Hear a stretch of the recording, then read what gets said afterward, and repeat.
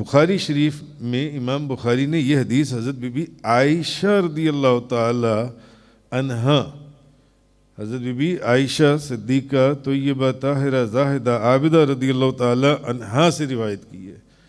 کہ جو شخص قرآن مجید میں ماہر ہو وہ معزز اور بزرگ فرشتوں کے ساتھ رہتا ہے، اور جس شخص کو قرآن مجید پڑھنے میں دشواری ہو اور وہ اٹک اٹک کر قرآن پڑھتا اس کو ڈبل اجر ہے، اس کو 2 اجر ہیں قرآن کریم پڑھنے والے کو جو ان سے جو بندہ اٹک اٹک کر پڑھتا ہے قرآن کریم۔ تو یہ میرا خیال ہے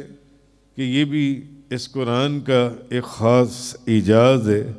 کہ جو صحیح پڑھے اس کو تو جو اجر ہے ہی ہے، اور جو اٹک اٹک کر پڑھے بظاہر جس کو آپ کہیں گے کہ یار یہ اٹک اٹک کر کیا کہیں گے غلط پڑھ رہا ہے یا اٹک اٹک، یہ اس کے لیے ڈبل اجر ہے۔